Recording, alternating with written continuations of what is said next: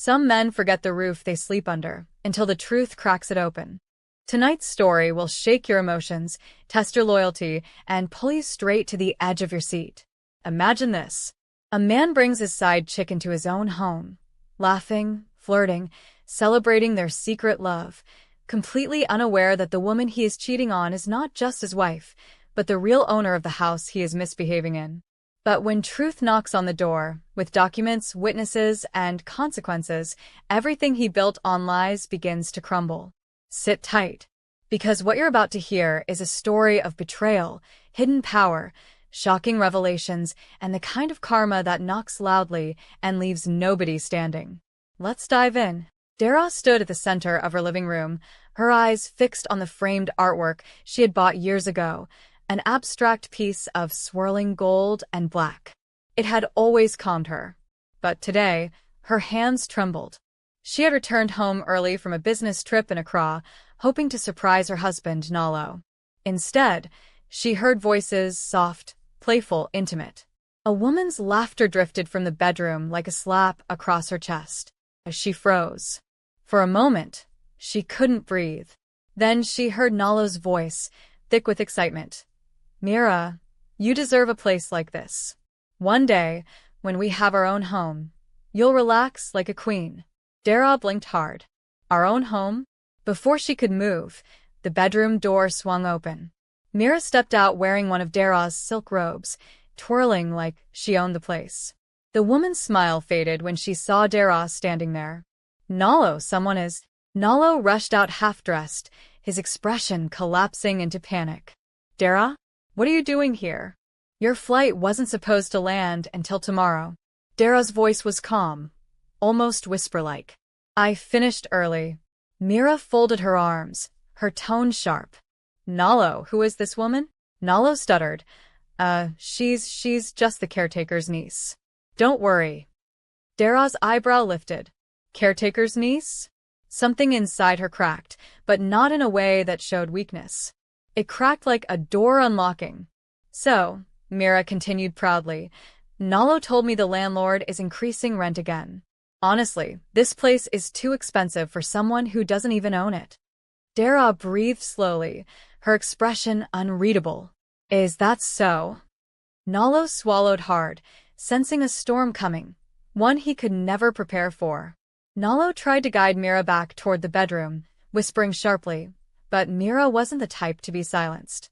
She tossed her braids behind her shoulder and marched closer to Dara, her chin lifted high. "You should tell your uncle, the caretaker, that if the landlord doesn't reduce the rent, we're leaving. Nalo says he already spoke to the landlord on phone, but the man is too arrogant to listen." She rolled her eyes dramatically. Imagine paying all this money for a house that still has old furniture. No offense. Dara slowly walked past her, touching the edges of the sofa, the shelf, the flower vase, pieces she had personally selected years ago when she bought the house.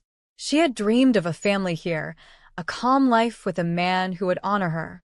But standing in that moment, she realized Nalo was only a visitor in her story.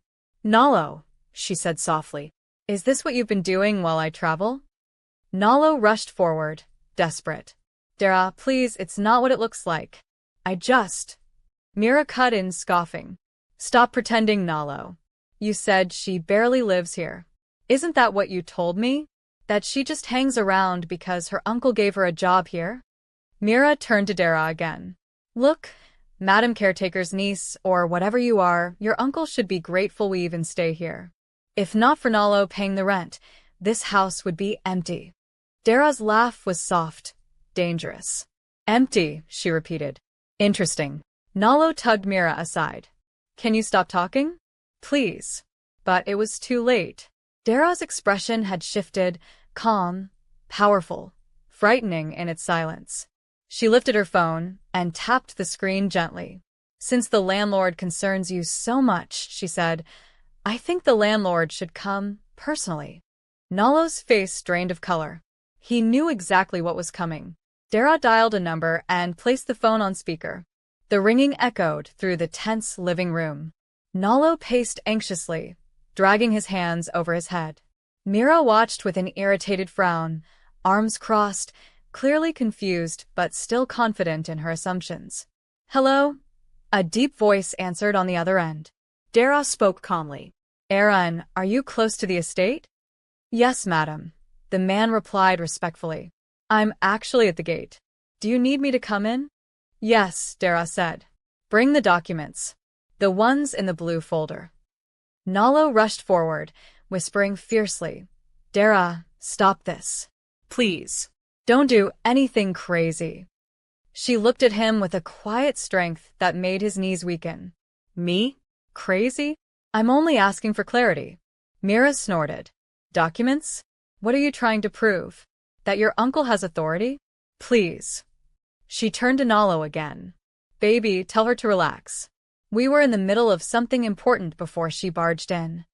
Nalo snapped. "Mira, just keep quiet for 1 second." But Mira wouldn't stop. She marched toward the dining table. "Honestly, if the landlord were here, I'd tell him straight to his face that he needs to be more responsible." She raised her voice dramatically. "These greedy landlords, acting like gods." At that exact moment, the doorbell rang. Dara walked gracefully to the door and opened it. Aaron stepped inside, carrying the blue folder. When he saw Nalo and Mira, he stiffened, clearly aware of the chaos he was interrupting. He bowed slightly toward Dara. "Madam, the property documents." "As you requested." Mira blinked, confused. "Why is he calling you madam like that?" Dara opened the folder slowly, her voice calm and slicing like a blade. "Because, Mira, I am not the caretaker's niece." She lifted the first page, bold title deed shining under the light. "I am the landlord." The room fell into a silence, so sharp it felt like glass. Myra's confident posture collapsed instantly. You're the what?" she stammered, her voice trembling for the first time. Dara laid the documents on the table with slow, deliberate movements. "The sole owner of this house. Every wall, every chair, every key." She turned to Nalo. "Including the one you used to bring her in?" Nalo dropped to his knees immediately. "Dara, please listen. I didn't mean for it to go this far. I swear I can explain." "Explain what?" Dara asked, her tone steady, almost emotionless. "How you told her I barely live here. How you told her you pay rent for a house bought with my money long before I met you. How you let her wear my robe and sleep in my bed." Mira swallowed hard and took a step back. "Nalo, you said you owned this place." He spun toward her desperately. "Mira, please just let me." She pushed him away. "Don't touch me. You lied to me? You brought me into a married woman's home and pretended you were the owner?" Her eyes darted around the luxurious living room with new understanding. "So, you're broke? You don't own anything." Nalo's voice cracked. "Mira, please, this is not the time." But Mira was already grabbing her handbag. "I'm not staying here 1 more second. Madam Landlord, I'm sorry, please." She kept backing away. "I didn't know. I swear." Dara simply nodded. "You may leave." Mira rushed out so fast she nearly tripped, slamming the door behind her. Nalo crawled to Dara, tears streaming. "Dara, please don't throw me out. I love you. I made a mistake." She looked down at him without blinking. "You didn't make a mistake, Nalo. You made a choice." Nalo tried to hold her ankles, but Dara stepped away, refusing to let his touch stain her skin. He rose shakily to his feet, wiping his face with trembling hands. "Dara, please don't do this to us. Don't end our marriage. I can change. I'll be better. Just don't push me out." Dara picked up the documents again, flipping calmly through the pages. "Do you know," she began, "that before I traveled, I told myself I would buy you a car for your birthday? I felt guilty for always being away. I wanted to surprise you. I thought you deserved something good." She closed the folder.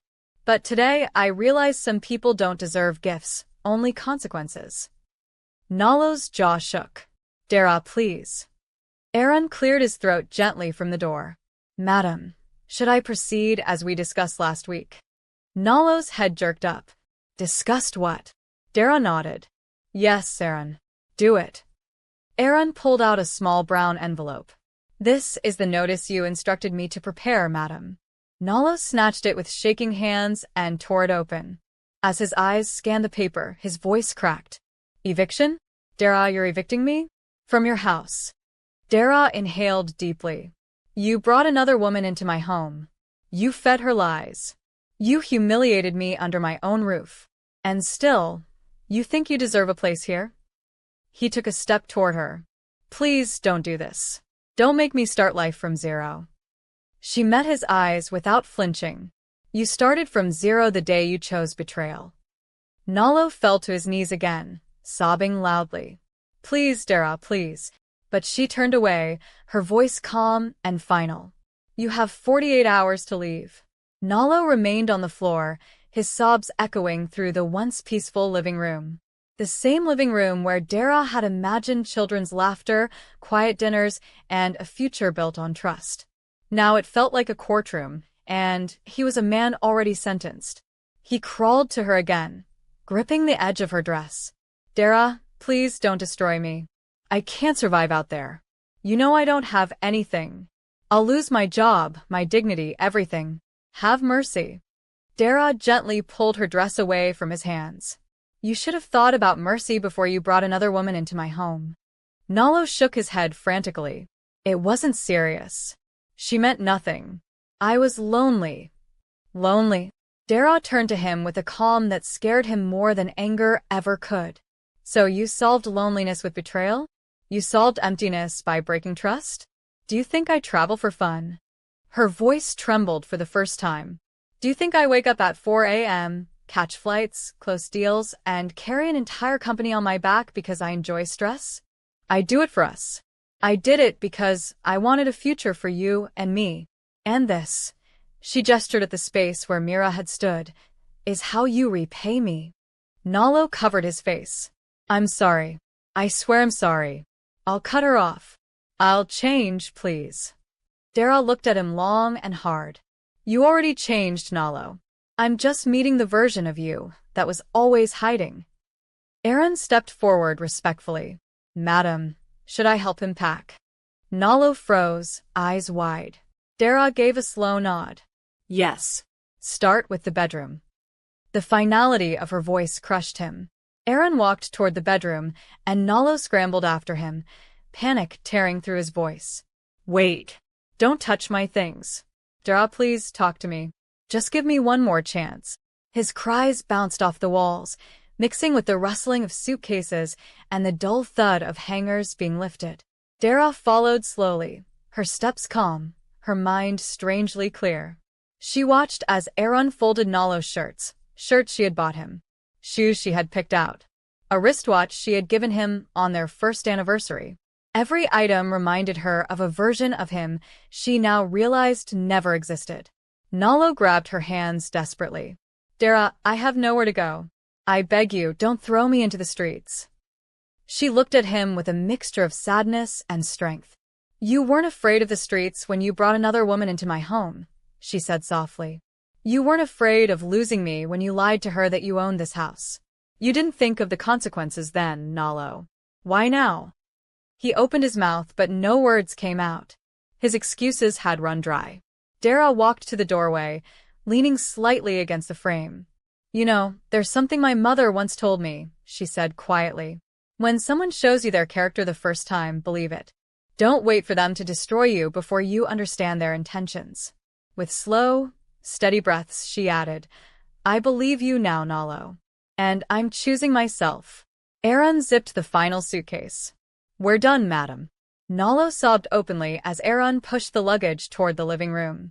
Dara stepped aside, giving them space.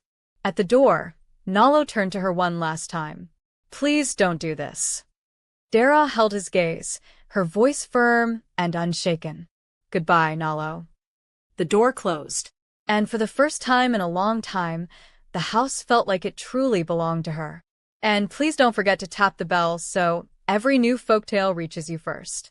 Tell us in the comments what you think about the story. And tell us where you're watching from. Please like, comment, subscribe, and share this beautiful story with friends, family, and loved ones so they too can remember.